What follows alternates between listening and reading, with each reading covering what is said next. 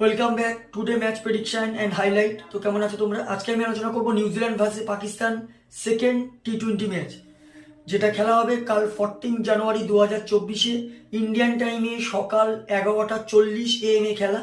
আর যদি আমি নিউজিল্যান্ডের লোকাল টাইম দেখি, নিউজিল্যান্ডের লোকাল টাইমে সন্ধ্যে 7:10 PM খেলাটা হবে সেডন পার্ক হ্যামিল্টনে খেলা, সেডন পার্ক হ্যামিল্টনে। তো প্রথমে আলোচনা করবো হ্যামিল্টনের ওয়েদার আপডেট নিয়ে। ওয়েদার আছে কোনো চান্স নেই রেন হওয়ার, তবে ক্লাউডলি একটা ওয়েদার থাকবে। আর যদি এই সময় 26°C আছে, পিচ যদি আমি ক্যালকুলেশন করে দেখি তো এই সময় হ্যামিল্টনে একটা কথা বলবো, টস জিতে ফিল্ডিং নেওয়া দরকার। হাই স্কোরিং কাল রান দেখা যেতে পারে, আবার চেজ হয়ে যাবে। এখানে 170, 180, 190 এমনকি 200 পর্যন্ত এখানে চেজ হয়ে যেতে পারে, তবে 200 ডিফিকাল্ট হয়ে যেতে পারে। 170 থেকে 190 মধ্যে থাকলে চেজেবল ইজি হয়ে যাবে। তো এখানে একটা কথা বলবো, টস জিতে ফার্স্ট ফিল্ডিং নেওয়া দরকার।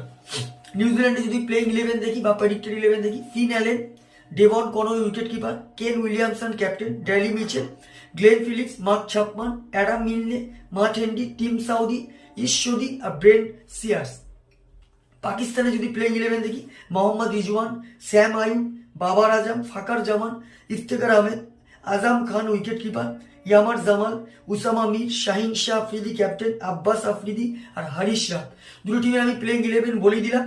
লাস্ট ম্যাচ যদি পারফর্ম দেখি, নিউজিল্যান্ডের হয়ে লাস্ট ম্যাচ সব থেকে হাই স্কোর করে ড্যালি মিচেল 61 রান। আর যদি বোলিং পারফর্ম দেখি, সব থেকে উইকেট টেকার ইকোনমিক বল করে টিম সাউদি 25 রান দিয়ে 4 উইকেট নেয়। পাকিস্তানে যদি লাস্ট ম্যাচ দেখি, পাকিস্তানের লাস্ট ম্যাচ সব থেকে হাই স্কোর করে বাবার আজম 75 রান।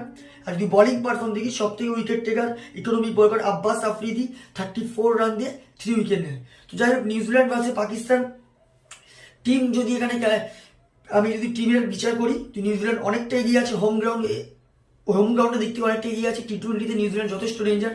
60% আমি নিউজিল্যান্ডকে দেবো, 40% আমি পাকিস্তানকে দেবো।